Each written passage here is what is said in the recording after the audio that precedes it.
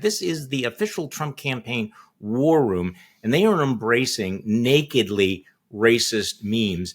And, we do have to ask ourselves, on Earth 2.0, this would be dominating the news cycle. We'd be talking about Willie Horton. Why is this acceptable? Republicans would be asked everywhere, what do you think of the way that he is playing the race card? And with Trump this year, it feels like it's just another day that ends with Y. And I think this is another example of how he's sort of become numbed, and his various pathologies have become normalized.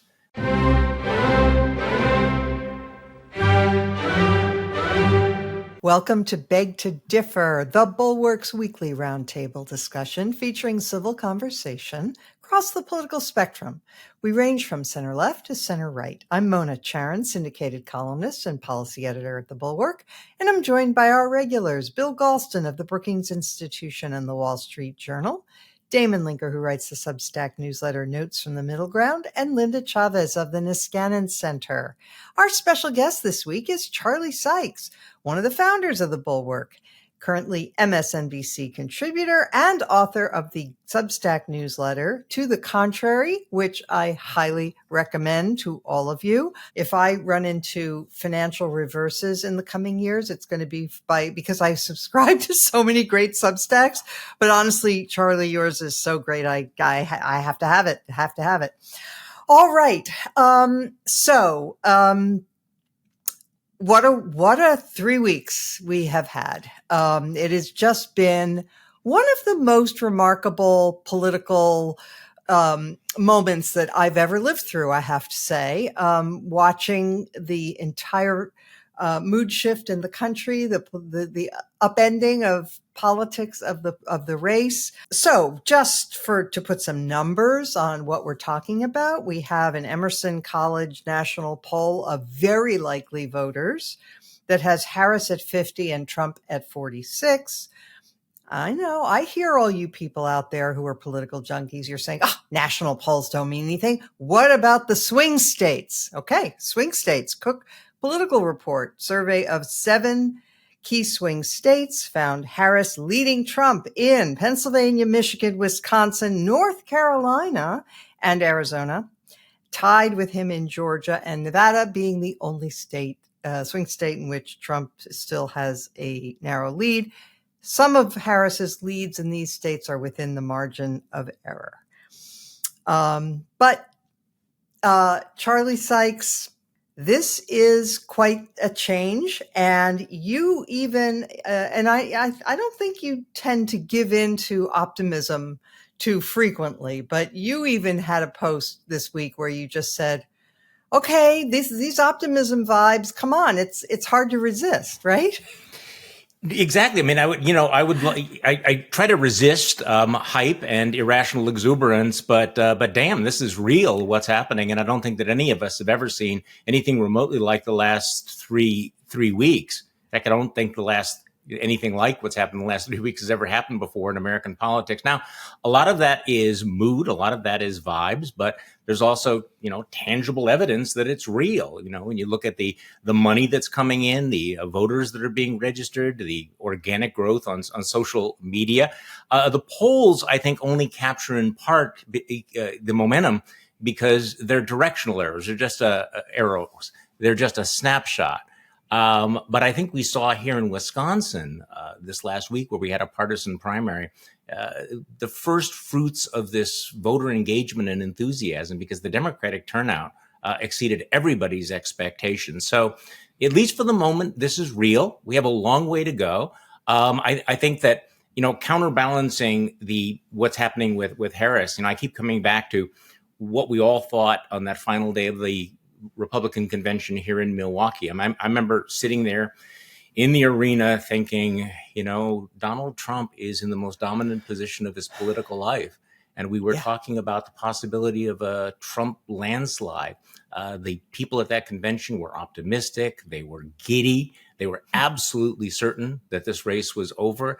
And think about what's happened with the Republican Party. Think about the way they've created their own circular firing squads, or the way that Donald Trump is flailing and clearly completely disoriented by the switch out of Joe Biden for Kamala Harris. And, even to this moment, there's no indication that he's figured out how to run this race. So not only have the Democrats got their act together and engaged their voters, but the Republicans really seem to be in a state of real discombobulation.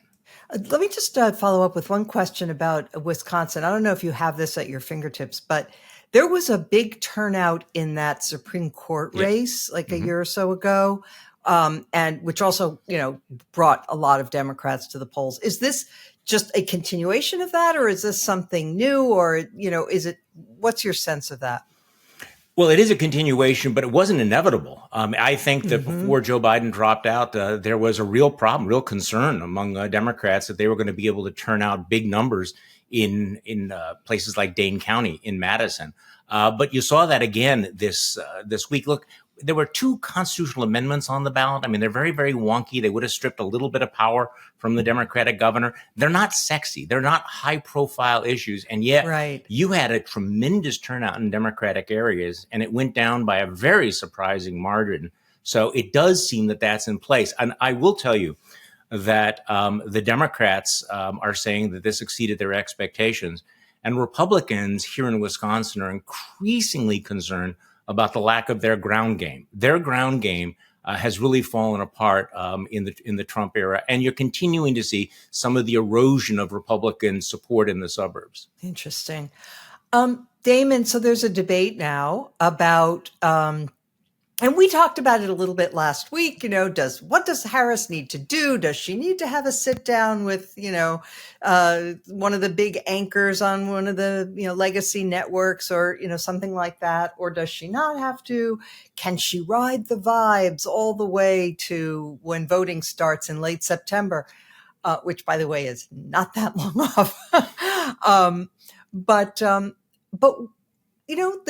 the argument has been made. I think Bill Kristol made it this morning in Morning Shots, where he said, look, there's a lot to be said for vibes in American politics. I mean, there isn't. One of the things that I think I have learned since the era of Obama is how little voters actually pay close attention to matters like policy and where people stand on particular issues. They just get a generalized sense of the direction the person wants to go and their personality and their leadership qualities, and they vote like that. And so tell me, do you agree or disagree with that analysis of how campaigns actually happen?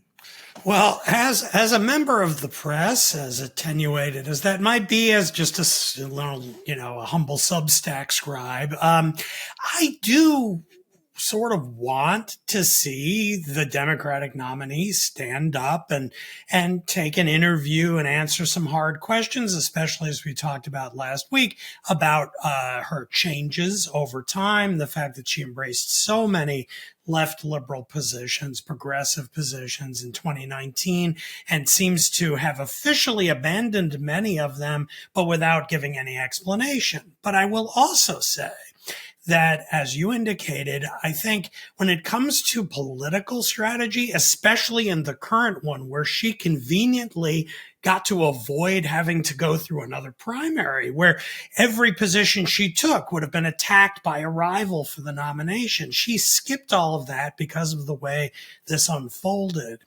That she seems to have landed in this incredibly enviable spot. I don't know if you all remember these polls over the last year when, it was almost always Trump v. Biden, of course. But there were occasionally polls where the pollster would ask about other potential Democratic nominees. And sometimes they would even ask generic Democrat. And generic Democrat usually beat any specific Democrat against Trump by skipping a primary, by leaping in and just being the nominee, by being able to distance herself from older positions by a kind of faceless press release. Kamala Harris has managed to somehow end up as generic Democrat. it. And so people are free to project their hopes, their imaginations onto her, and she can smile and deliver nice zingy attack lines with some sass and defend general Democratic positions. She's not like standing up there and saying nothing, but they tend to be positions that are less fraught, that she doesn't have to stand up and say, this is exactly what I would do about Israel and Gaza. This is exactly what I would do to fix certain problems that people are saying they see and feel in the economy. And so she is in some ways the best of all possible positions. And so if I were advising her, I would say, we have the convention coming up. Ride that as well as you can. Then we have a week or two till the first debate. Figure out how to get through that, what the best tactics are to stand up to Trump. And then look at where we are now heading into the second half of September already. And maybe the best thing for her to do is to keep running as generic Democrat, much as, again, the journalist in me thinks, oh, this is a degradation of our system. But, maybe, would I rather see that than where we were a month ago, where everyone knew where Biden stood because he's been president, but yet he's floundering and he's in a kind of tailspin toward what was looking increasingly like a certain defeat. I'd be much happier with voting for generic Democrat Kamala Harris. So, Linda, in addition to the advantages of being generic Democrat, Kamala Harris has going for her the fact that inflation has now ticked down below 3% for the first time. Crime is way down. Border crossings are way down. And both Arizona, a swing state, and Missouri, which is not, but they have both put abortion referenda on their November ballots. That's exactly right. And, by the way, I've never had pretensions of being a journalist, so I'm not speaking here as a journalist.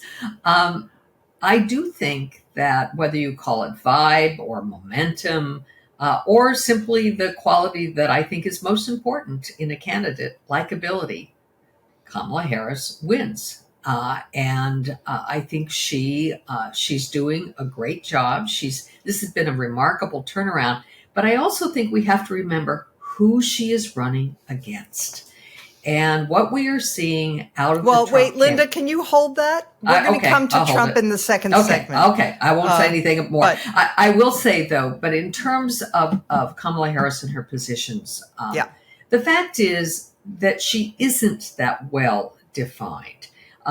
She has had positions in the past that have been left of center, the Green New Deal, getting rid of private insurance, those things were not particularly popular, but it wasn't as if they defined her career. They didn't define her career in the Senate.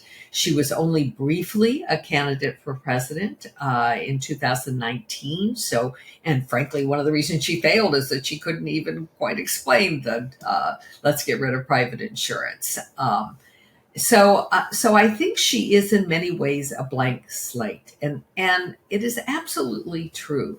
People like us read the New York Times, we read the Atlantic, we read, Substack journals. We are immersed in this stuff. We love policy. Bill Galston is an absolute expert on statistical analysis, and I always, wait to hear from him. But that isn't really the way most Americans react. And they are reacting to her. They're reacting to the joy. They're reacting to, they now see two happy people out there. Just before I came upstairs, went downstairs to make a cup of coffee. And I heard all of this laughter in the background. I heard all this cheering. I walked into the TV room. Guess who was on? It was Kamala Harris. And by the way, Joe Biden. They were in Prince George's County in Maryland. And you have this sense of people excited. It is something out of our political past. And you saw this in winning Democratic candidates before.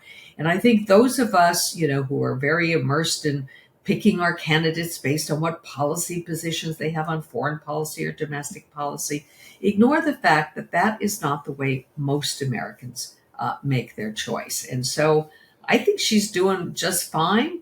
The problem with sitting down for a lengthy interview is you don't want to upset the apple cart.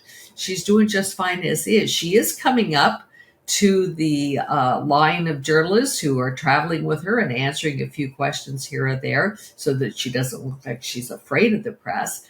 But I don't think we have to see any long, in-depth interview, and it isn't as if the other candidate would do very well in such situations either. I won't mention his name since we'll save that for the next segment. Next segment. Okay.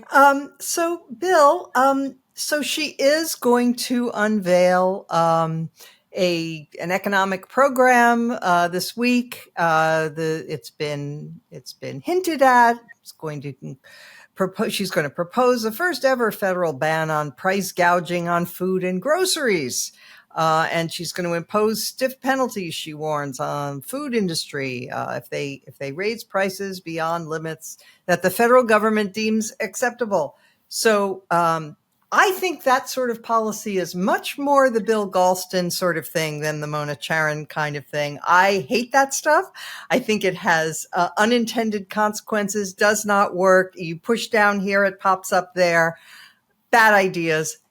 But in response to everything you've heard, by the way, first of all, it's very popular. It polls very well. And if everything that everyone on this panel has already said is true, it won't matter at all, will it? I'm not of the camp that believes that what candidates say about the issues doesn't matter. What they say about the issues matters if those issues matter to voters. Mm-hmm. But many of the positions that candidates have are on issues that don't matter to voters. So surprise, voters don't care about it. So I think we have to use a scalpel here, rather than a machete. As it happens, Mona, my reaction to that proposal was about as negative as yours. Oh, good. Just because, basic definitional questions. Yeah, right? Exactly. Right. Too much according to whom? Exactly. Who's going to decide? Right. Right. And price controls don't have a happy history outside of wartime. A couple of other matters, responding to the previous conversation, and I too will refrain from mentioning the name that shall not be mentioned until the second segment. I have a slightly different view of doing an interview. It's been my experience that if you're seen as withholding yourself from press scrutiny, the press begins to get frustrated. Mm-hmm. And what that means is that when something goes wrong, they're going to jump on you with more fervor than if you'd been more responsive earlier. No, that's true. And so I think this is not a clear choice. Obviously, you don't want to interrupt the momentum, but there's some point at which the momentum interrupts itself, and you really need to be prepared for that. If the assumption by the Harris campaign is that the next 12 weeks are going to be like the past 3 weeks, I think that would be an unwise assumption, and they ought to bolster themselves against rougher times. I'm in favor of rational exuberance, but not irrational exuberance, and this is my second point. We can pick out particular polls and say, they prove X or Y. Individual polls don't prove anything. You really have to look at the relevant averages. And when I look at the relevant averages, what I see is a race balanced on the knife's edge. If you look at the averages, Trump is still leading in 5 out of the 7 swing states. And to pick on my hobby horse, he now has a lead of 0.2% in Pennsylvania, which exactly corresponds to his lead in the national poll averages. I have not relented in my view that as Pennsylvania goes this year, so goes the nation. And that state is balanced on a knife's edge. And so, I believe, is the election, even after 3 terrible weeks for the man whose name shall not be mentioned and 3 great weeks for Kamala Harris. So there's still a race out there, folks. Yes, there of course there is still a race, but the directionally the polls have been moving in a very, very encouraging direction. Well, let me put it this way, Mona. There were 2 components to the Biden deficit. One had to do with the record of the administration. The other had to do with Biden himself. She has wiped out the portion of the deficit that is attributable to Biden himself.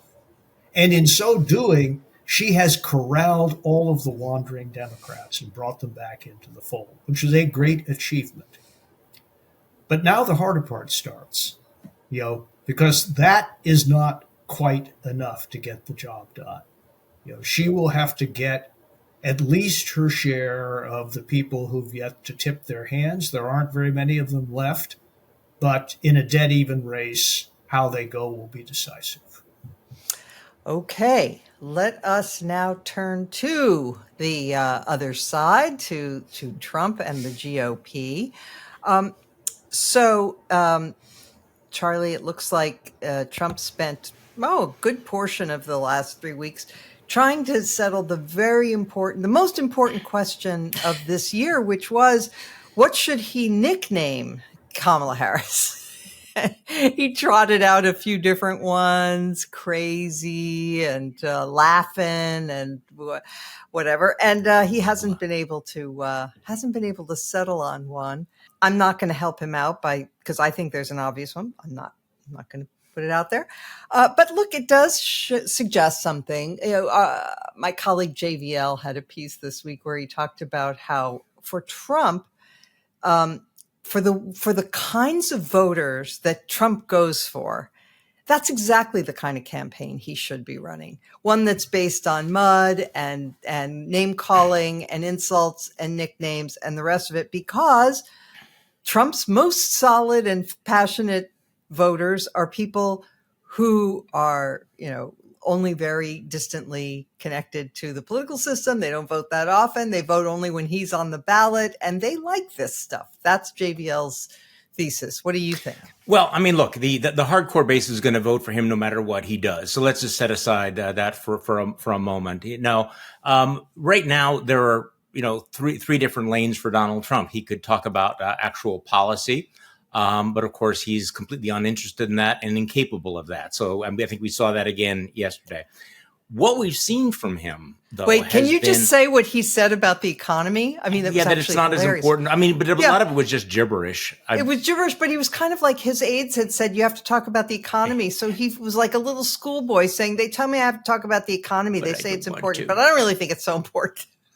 Yeah, I mean, he was all jazzed up. Was it a week ago when the stock market went down, and it was like, This was his big pivot moment. And it's like by yesterday, it was like, well, never mind. Yeah. So what we've seen with this very, very confused Donald Trump is not just the usual insults. Oh, by the way, on the nickname thing, this I think is a huge tell, because he's always prided himself on being able to brand somebody with a clever nickname. The fact that he has failed with Kamala Harris is very, very interesting. And that weird, few days when he was calling her Kamala, which I still do not understand, is another indication that he's flailing, because this is what Donald Trump does. And so instead we've gotten kind of the flow of the crazy and the ugly. The crazy being, weird stuff like saying, pushing the conspiracy theory that those crowds weren't really there, that it was AI generated, which was just, batshit. And then, of course, you get the ugly, going back to the racist memes, which tell me that yes, this may work with the MAGA base, but the uglier this campaign gets, the less likely he is to persuade those key that small segment of swing voters in Pennsylvania, Wisconsin, and Michigan. And I also think that the factor that we need to keep in mind is that Donald Trump is a desperate man, which makes him dangerous both to the country and to himself. By desperate, I mean if he loses this election, he doesn't just suffer personal humiliation. He is going to go into legal purgatory. Whether he goes to prison or not, he's going to spend a lot of time in courtrooms. He can't make those cases go away. So no one should be under any illusion, I don't think anybody here is, that he will ever graciously concede this election or that he will go down easily. They will throw everything they possibly can before the election and after the election, which is going to be ugly and dangerous. I think the uglier he gets, the worse he's going to do. Yes, the base is going to get jazzed up about this, but we've been through all of that. I don't think that's a winning formula. And he's given up on persuasion. This is all about firing up the base. There's no indication that he's trying to persuade. Now, I actually do think there are a lot of issues that he could be talking about that would actually be pretty salient. And that there are vulnerabilities for Kamala Harris. And I think one of the reasons why Republicans are so frustrated is because they go, look at the videos we have. Look at the Oppo research we have. Why are we not pounding on the Green New Deal? Why are we not talking about her healthcare positions or the other things that she said? Just go on any of these MAGA websites and you see all the material. And yet Donald Trump is incapable of doing that. So I do think that we're in for a very, very ugly, dangerous campaign. And you can sense among Republicans the frustration that Donald Trump just can't figure out what to do. And so that's one of the reasons why he's going back to sort of he's getting in touch with his id. Some of the racist memes that he's putting out feel like they're flashbacks to the 1970s. Why? Because that's what he's been doing for decades, and he doesn't have anything new. So I guess I don't think that this is the right way for Trump to be campaigning. The only time that I can think of him being successful was in 2016, where he basically kind of toned everything down for a while. Remember that? He kind of disappeared. At the end, yeah. At the end, he kind of toned things down. I don't think he's capable of that this time. To spell it out, in case people didn't see it, this is from the official Trump campaign organization. It says your home under Trump, and it shows a lovely little house with an American flag in the front and lawn, and very nice. And side by side, another picture, your home under Kamala.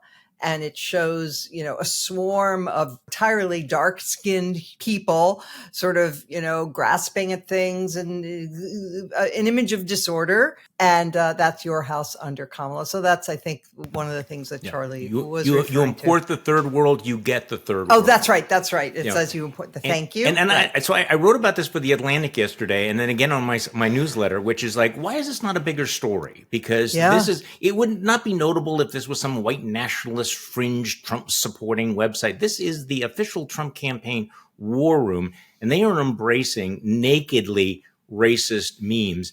And, we do have to ask ourselves, on Earth 2.0, this would be dominating the news cycle. We'd be talking about Willie Horton. Why is this acceptable? Republicans would be asked everywhere, what do you think of the way that he is playing the race card? And with Trump this year, it feels like it's just another day that ends with Y. And I think this is another example of how he's sort of become numbed, and his various pathologies have become normalized. But again, this is not something that I think is going to be very effective. I mean, it might be effective in hitting some of the playing to some of the anxieties of swing voters among longtime conservative Republicans, but it's certainly not the kind of message that's designed to persuade voters who have drifted away from the Republican Party. Well, Linda, speaking of Trump's id, he brought back Corey Lewandowski this week. Another fine, upstanding, upstanding American to advise him. And Charlie mentioned some of the crazy stuff that he's been saying and doing, including imagining, but out loud and on Truth Social. And now he's back on Twitter also. Where he was imagining that Biden was going to be jumping back into the race. I mean, really just fantasizing openly that Biden would come back into the race, which just seems so pathetic and really kind of addled. And the thing about the AI and so on. And so people are saying Trump is losing it. Trump is really, he's really gone around the bend this time. And I have to tell you, as much as I wish that were true, Experience teaches that he can go pretty far down, very far down, and then manage to come back. He's kind of like the undead, unless you drive a stake through his heart, he's going to be back. And so I don't know. I mean, what do you make of his, failure to grapple with the new situation and his crazy comments and the rest of it? Do you think that he will figure out that, he's got to try to talk about Kamala Harris and not talk about himself and his grievances and his weird fantasies? Well, I think he shouldn't be talking about Kamala Harris so much as he should be talking about what he would do as president that's going to improve the economy and other things for America. Look, I really do think there has been some very serious cognitive decline going on with Trump. And I think that it is in some ways a disgrace that the press is not going more deeply into that. I mean, we had all these articles imagining what particular ailment Joe Biden had. Did he have Parkinson's? Was this early Alzheimer's? Not early, because he's of the age that would be late onset Alzheimer's. But, we talked about the fact that he was having trouble getting words out. When you watch Trump for 5 minutes or more, what you see is scary. Mm-hmm. He really cannot keep a train of thought, even when he has that teleprompter in front of him, as he did in North Carolina, when, as you mentioned, his advisors told him he should talk about the economy. He couldn't even stay on message reading from the teleprompter. And when he would go off, it never made any sense. It was incoherent.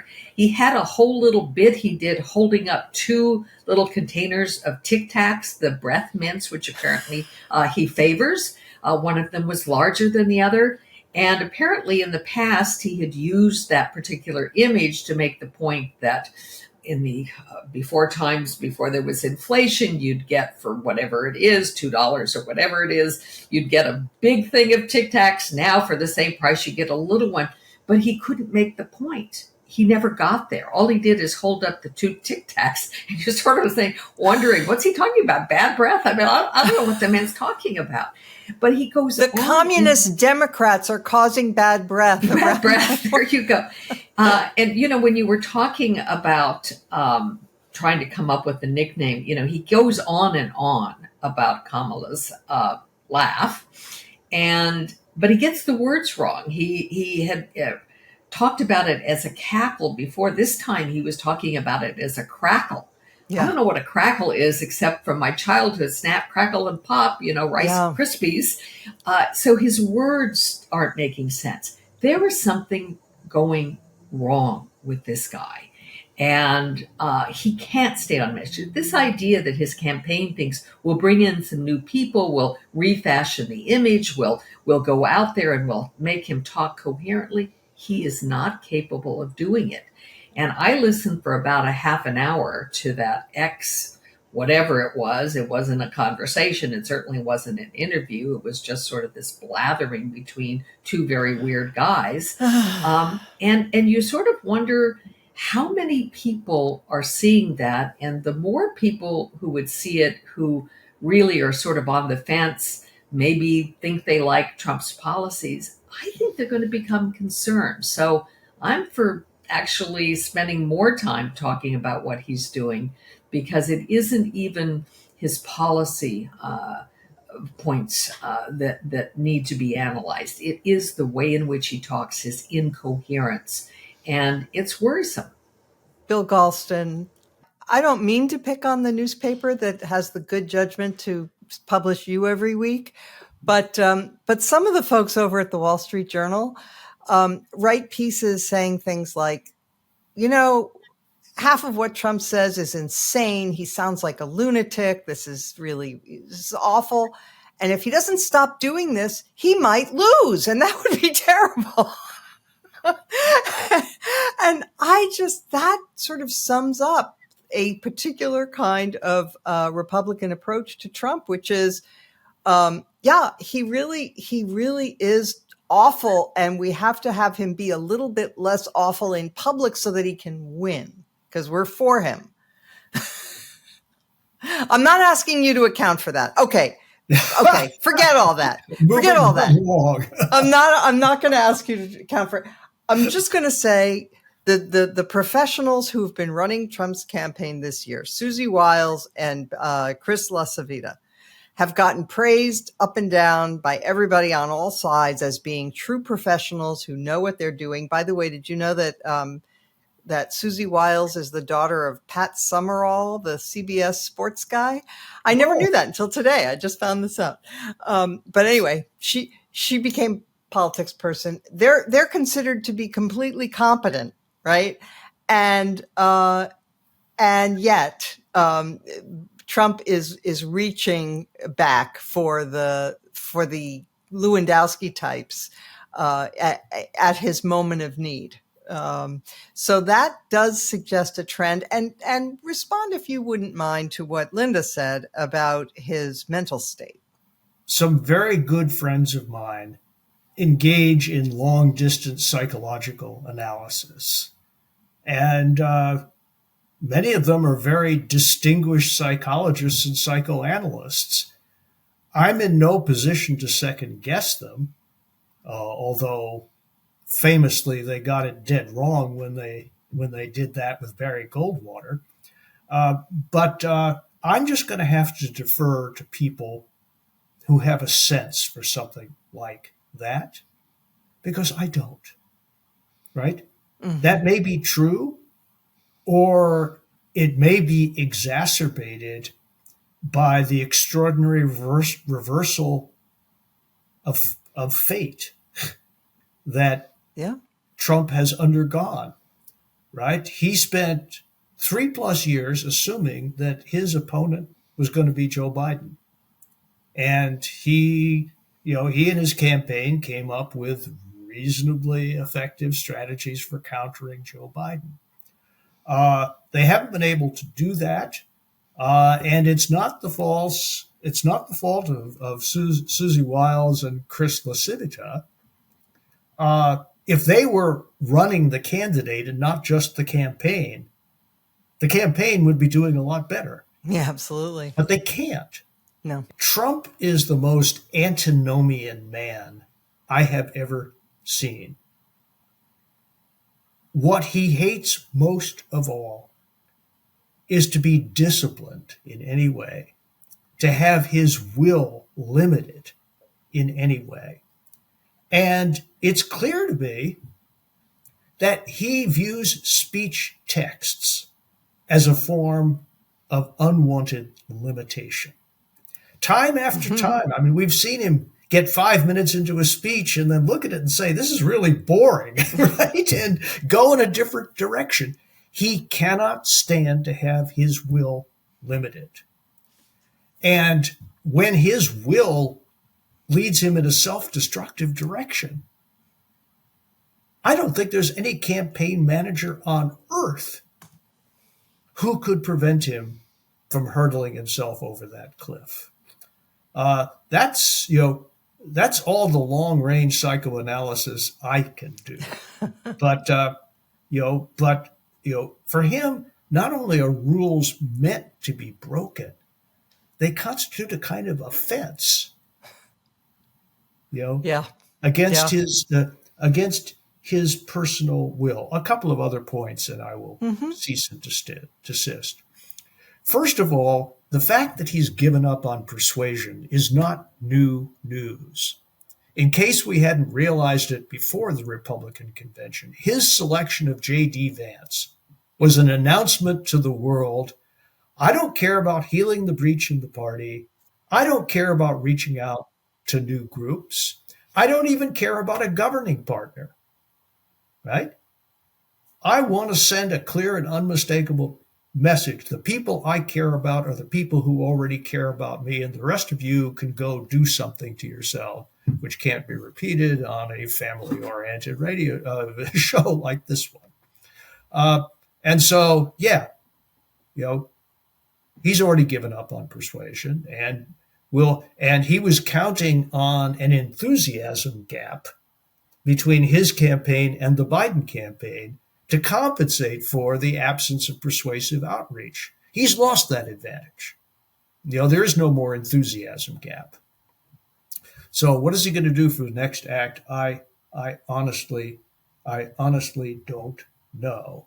What we have now, interestingly, and this is my second and final point, is a two-level campaign where, for the most part, the paid media, is focusing on areas of Harris's obvious vulnerabilities.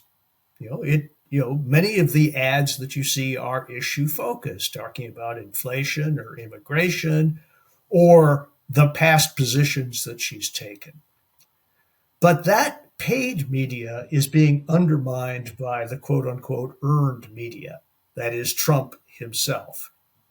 If you have one level pulling in one direction and the other pulling in the other direction, then the impact of the paid media is diluted, if not undermined altogether. I think that's what's happening now. If Trump can get in sync with his paid media, he'll be doing a lot better. But of course, that just brings us back to the same problem. That is, he refuses to do what he's told. So, Damon, one way of summarizing where we are might be to say this race is about nothing but everything. Because it's about nothing in the sense of, what are they arguing about? Whether we should tax tips. Now, I'm against, changing the tax system for tips, but that is such a trivial matter. And besides which, they're not arguing about it. That's right. They are. They agree about that. They agree about that. But, there are some issues that have bubbled up. But basically, this campaign, when I say it's about nothing in the sense of the issues that the candidates are elevating, but it's about everything in the sense that you have one candidate who represents a stark departure from America's norms and traditions and democratic processes, and you have another candidate who you can be sure will not challenge the outcome of a free and fair election. And that's everything. Yeah, I do agree that is the subtext, although, this wasn't the main point I wanted to make, but just briefly, it is striking how the Harris campaign appears not to be continuing with Joe Biden's favorite approach to combating Trump, which is to emphasize the democracy argument. She seems to be more interested in the weird line, saying that these people are strange, sort of diminishing Trump and his threat, talking down to him, condescending, not taking him that seriously, and hoping that not only will help on its own side, but that it also will drive Trump to even greater acts of weirdness and bizarre behavior that then will just intensify the line. And that is an interesting approach. And so far it seems to be working well. So I would wish her well in continuing with that. The one thing I wanted to add to the conversation up till now is that I don't see that much evidence of decline in Trump, except in the following sense. He has always been, I think Bill is exactly right in describing it as antinomianism or willfulness, a complete unwillingness to be hemmed in. That explains his hostility to alliances, to allies in general, to the rule of law, to anyone trying to manage him, and then even down to the more trivial side or quotidian side of staying on message, reading the text on the teleprompter. But it is also true that when he was president, he did do some of that. He delivered State of the Union messages every year, and those were always very boring. He's not great at reading a teleprompter. But he can do it, and he did do it at all four of those. He would only rarely go off text and ad lib, and that wasn't great. But at the Republican convention a few weeks ago, in that incredibly unnerving, bizarre 90-minute tirade, that was like 80% ad-libbed, 20% staying on text, because even when he was reading it, he was throwing in little digressions within sentences. And so the only way in which I see that he's seriously declined is that he's even more himself. He's even less inclined to abide by even the norms of public speech. And the last thing I'll add to that is that creates a huge problem. It would have been easier for Trump to run in 2016 as his current self than it is now. Because when he ran in 2016, he had never been president. We had never had a president anything like him. So all he had to do was use the word disaster over and over again, applied to everything. The Iraq War was a disaster. The financial crisis was a disaster. The border is a disaster. Immigration is a disaster. Free trade is a disaster. The Iran deal was a disaster, and on and on and on. And in that weird way, that campaign was kind of policy oriented in that he was always bringing these things up, but at a level of sophistication of a kindergartner throwing a tantrum and using that word disaster. Now, he was president, wants to say it was fantastic for 3 years, wants to ignore the fact that the last year was an utter travesty where about 1 million people died of a deadly pandemic, and he acted like a lunatic for much of it, where the cities burned on his watch, where he was not able to reinstill order that has been reimposed since he left office, and then try to make the case that Biden was terrible and reversed all those great things, but now it's not even Biden who's there; it's his former vice president who's running kind of an independent candidacy. That requires like nuanced sophistication of argument that he is utterly incapable of doing. And he was incapable of it 8 years ago. But that bit of debility that we do see shows that he's even less capable of doing it now. And so what you get is just kind of flailing wildly, hoping something sticks. And so far, nothing has. And, I don't really see, a lot of evidence that we're going to see a big change on that score.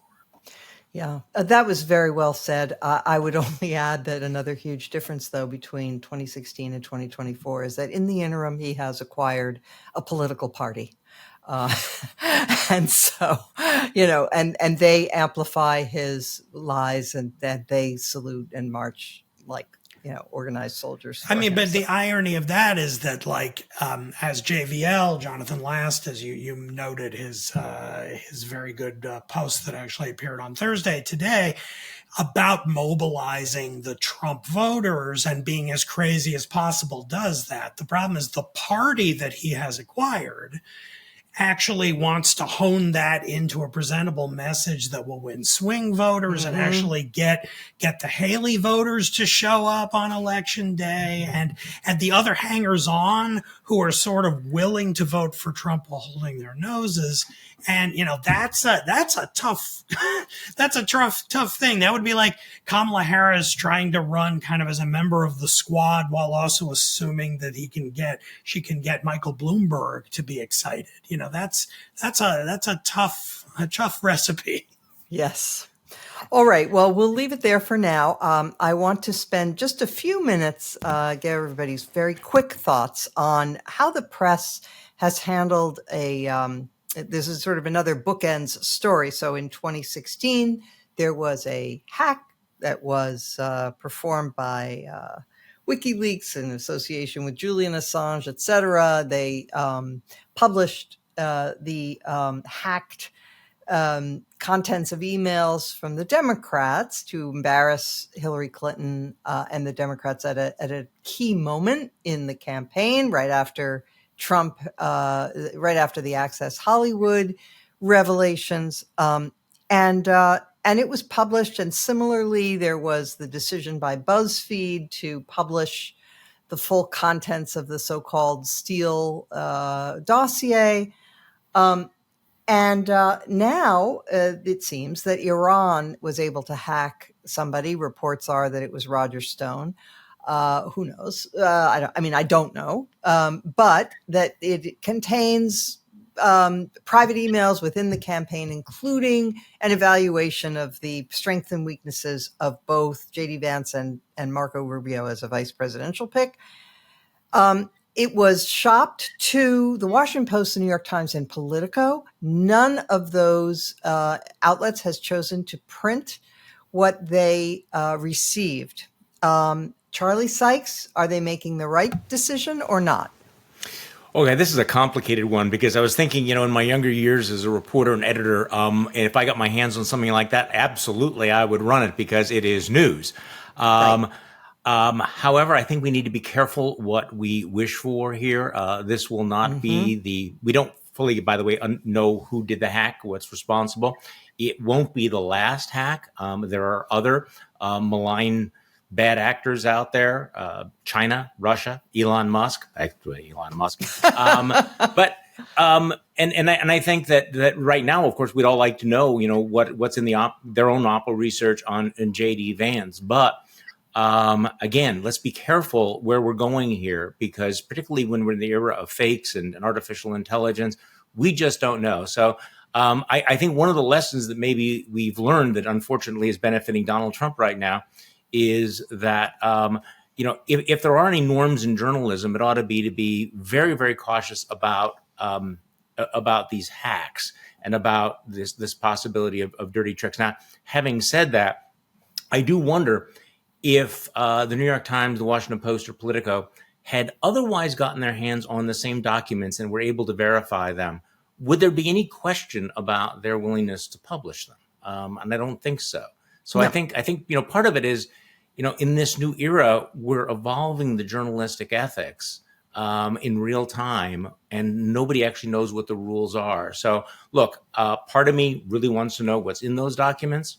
I understand the journalists were pushing to publish them, but I also think we're entering into a uniquely dangerous period, and with very unpredictable outcomes.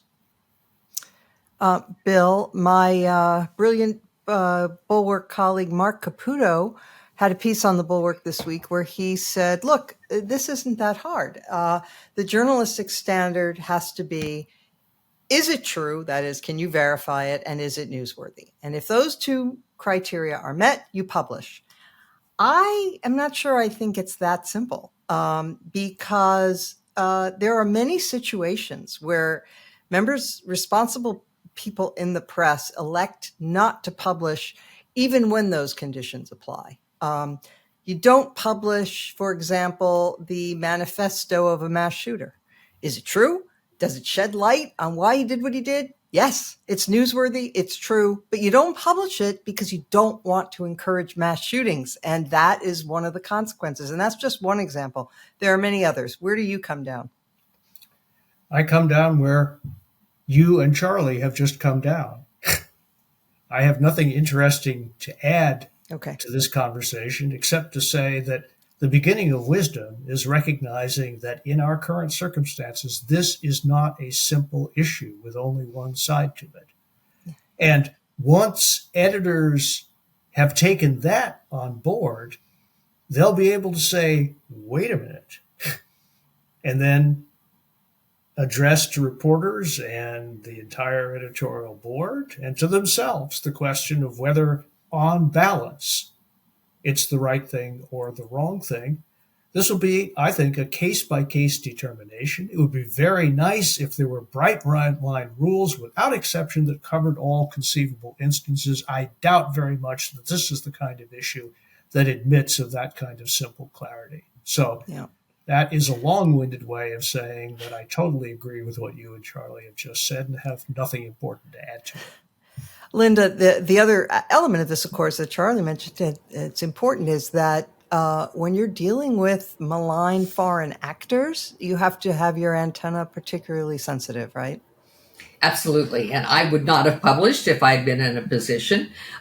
There is something they could do if, we don't know what's in these documents. If there is certainly something that is super newsworthy, very damning.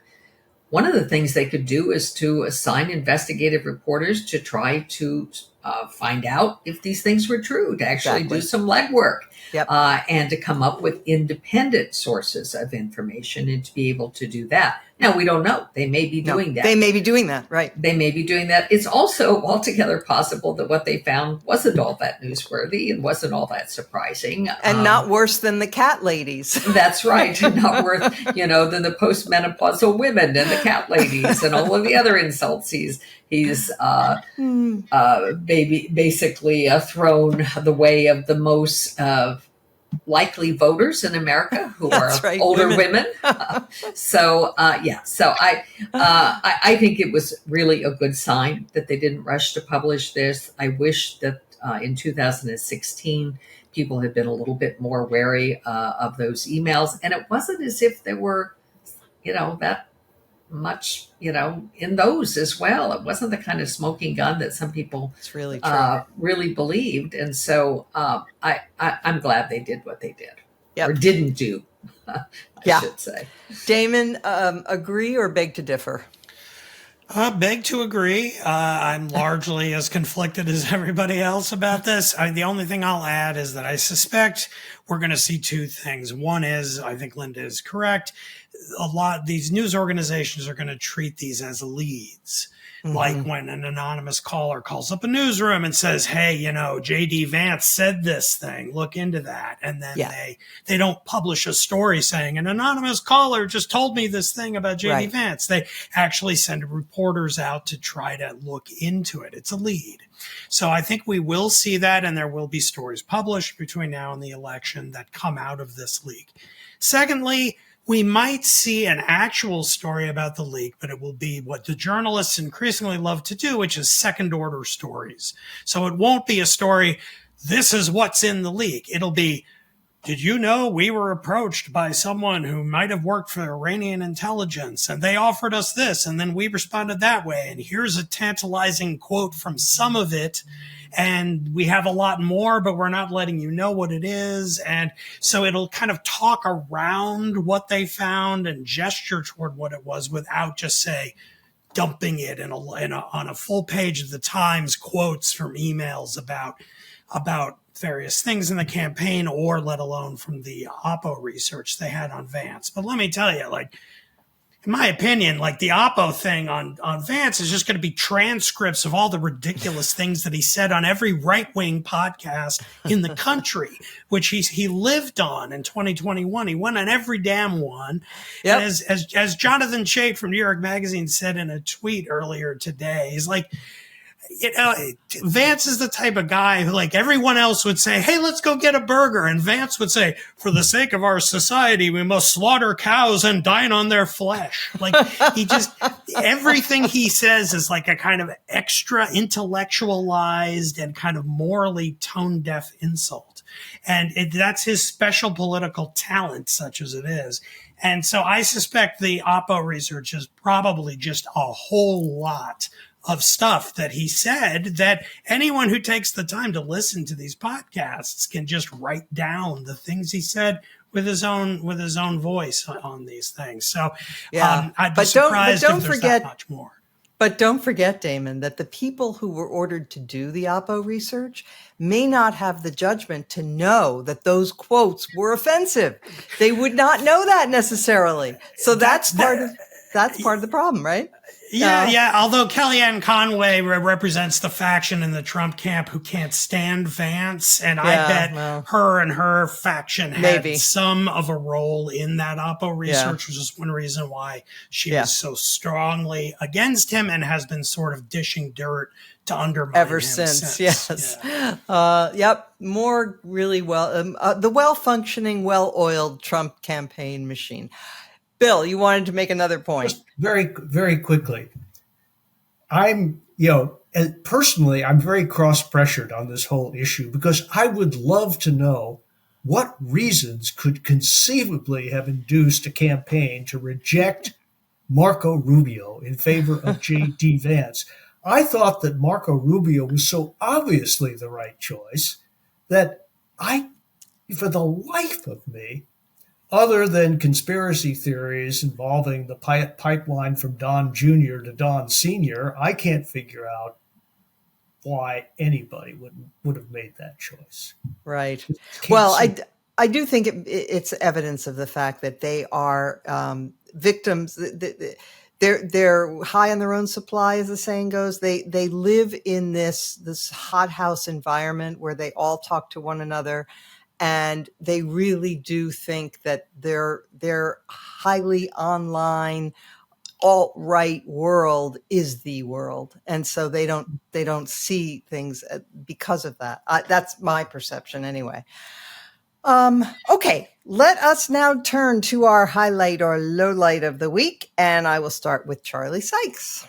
Well, I've actually changed my mind about 6 times on this. For my highlight of the week was when I had this weird feeling over the weekend that I didn't identify, and I realized it was optimism. That Donald Trump was not our destiny, that Trumpism might actually be a parenthesis, bounded on one side by a guy named Barack Obama, the other side by a woman named Kamala Harris, which would be his worst nightmare. Well, don't forget Biden. But I actually think that whole Trump era, we can do the Biden thing some other time. But my highlight really is the election, the primary election here in Wisconsin, where 2 of the election denying crazies, the most vocal election denial crazies, who had actually campaigned against certifying the election for Joe Biden, were soundly defeated in Republican primaries. I think that was a positive development. Does not mean that the normies are back, however. The low light, I was tempted to go with Kevin Roberts, the president of the Heritage Foundation's bizarre, weird attack on dog parks. But Mona, you inspired me to name the ongoing stolen valor attacks against Tim Walz, which are breathtaking to me. How much the right has embraced them, when it is in fact just ankle-biting bullshit, just the most trivial thing, and just the dishonorable nature of what J.D. Vance has done in pushing this narrative against a man who served his country honorably for 24 years and was so disabled by his service that there was serious consideration of basically, letting him retire early. In fact, he stayed on. And so all of this, I think, is, even for by the dishonest, insult culture world that we live in. Frankly, I'm a lot angrier about it. And my only concern is I admire Tim Walz for, going high when they go low and being gracious about all of this. I hope that it does not read as not pushing back hard enough, because I think that there ought to be more angry pushback against this smear of a man who served his country for a very, very long time, and by all accounts quite honorably. Thank you for that. I had it on my list to get to, but we ran out of time. But it's very important, and I would just recommend to people a piece that the Bulwark ran by Will Selber, who himself served very honorably for decades in the military and military intelligence, and he has a really comprehensive piece that explains everything you need to know about the stolen valor accusations and why they are scurrilous, really. Okay, Bill Galston.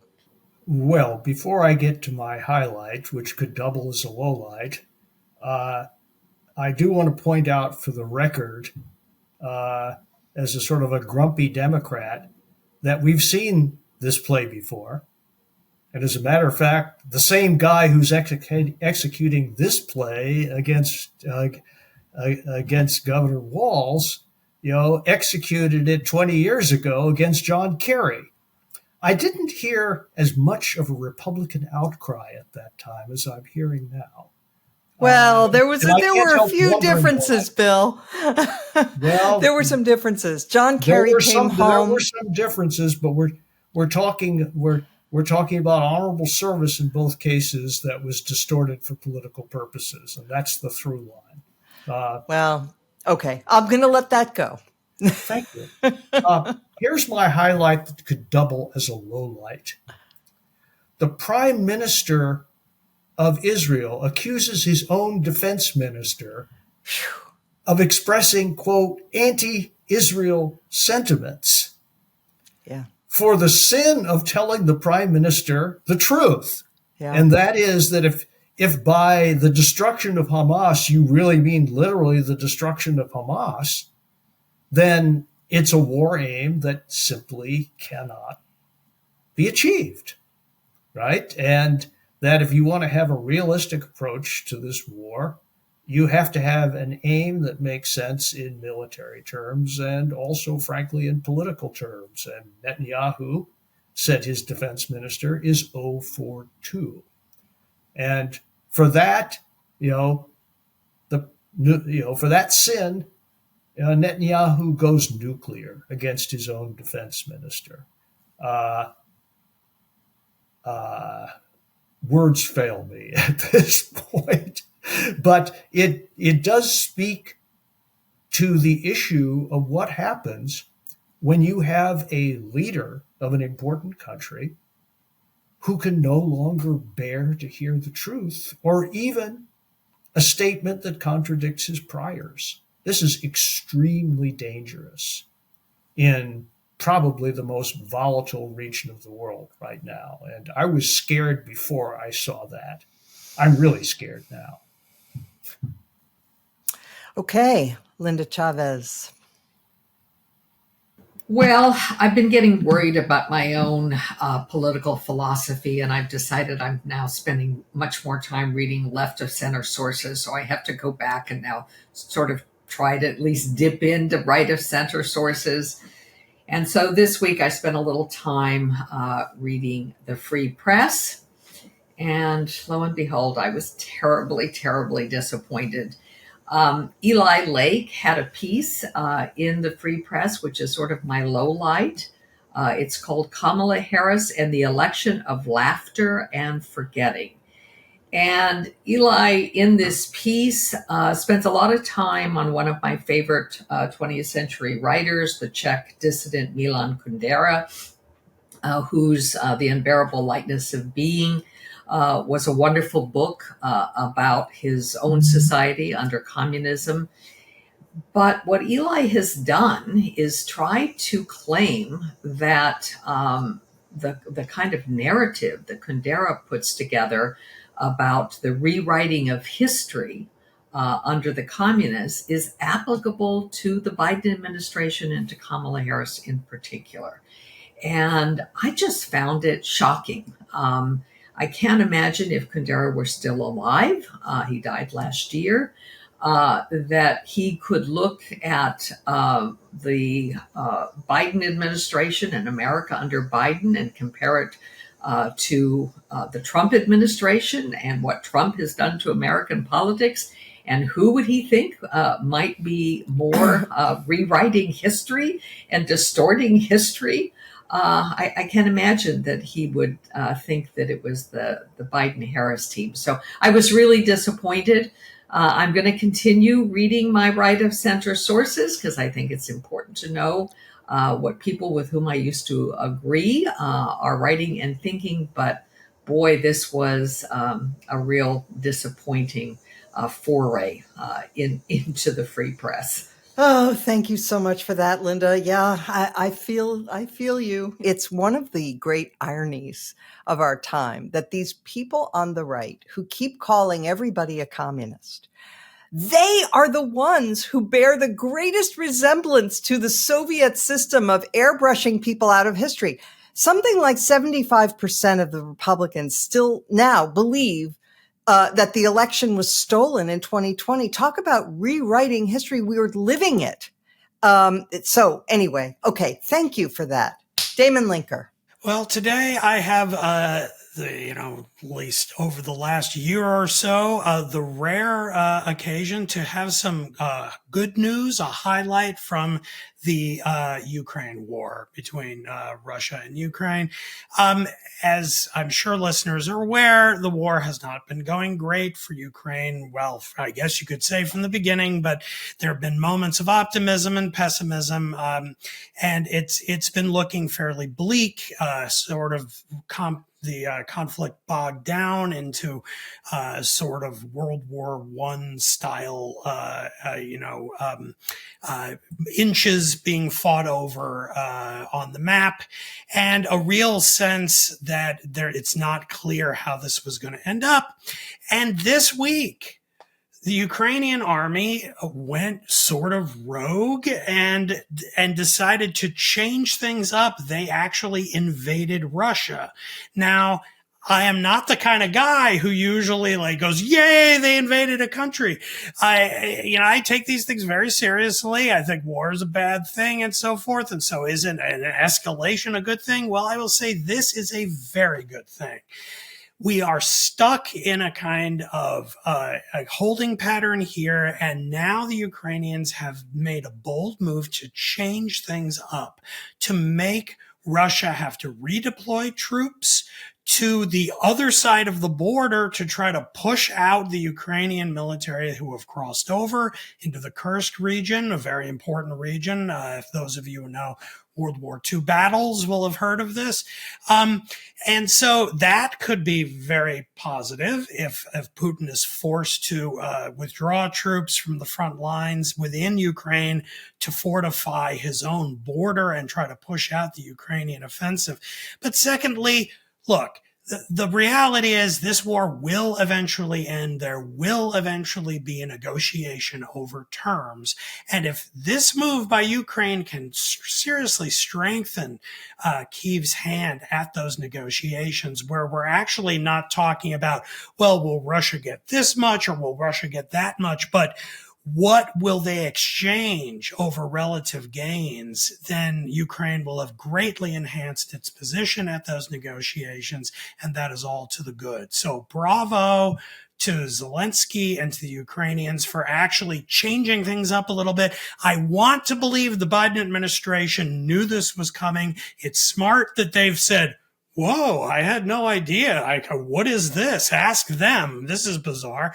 That's cagey. We are dealing with a nuclear-armed power. We don't want to make it seem like we're okaying an invasion of the Russian mainland. But if we knew it was happening and said, yeah, that sounds like a good idea, or dare I even dream that we suggested it and said, if you do it, we'll have your back, then bravo. This is the first time in many months that after this 2.5 years into this conflict where I've actually had a smile on my face. 100%. Slava Ukraine. All right. I have a lowlight. I want to talk about a very good piece that appeared in Popular Information by Judd Legum and Noah Sims. And it plumbs the origins of some of Trump's most conspiratorial postings and musings. And a lot of them come from, it turns out, this one particular person that Trump is close to. Her name is Laura Loomer. You may have heard of her. She has been kicked off pretty much every reputable site there is. She has joined forces with the likes of Alex Jones, on various issues. You get the flavor. Well, anyway, it turns out that they looked through her postings and discovered that the origin of the whole idea of Kamala Harris not being black, that was her. They found that the origin of the idea that the Kamala Harris crowd at the airport was AI generated, Laura Loomer. And the origin of those posts that Trump did earlier this year and the year before, posting fake images about family members of judges who were presiding over Trump cases, Laura Loomer. So it is useful to know that inside that rat's nest of a brain that Trump has, that this is the kind of person that he goes to for his information and freely circulates it. Somebody who has been found to be so irresponsible and such a liar that she's been kicked off of pretty much every mainstream platform. That is the kind of person that Trump thinks is a good source. So important to remember that. All right. I want to thank our guest this week, Charlie Sykes, and the regular panel, and of course, our producer, Jim Swift, and our wonderful viewers and listeners. I will be off next week. I have been traveling a fair amount and had a family situation, so I had to miss a couple weeks already this summer, and I'm going to miss next week, but for a good reason. Going to the Canadian Rockies for a genuine vacation. So maybe bad timing since it is a Democratic convention. But anyway, it's done. So I will be gone next week, but you will be in the capable hands of Andrew Egger. And so I bid you all a happy week, and Beg to Differ will return next week as every week.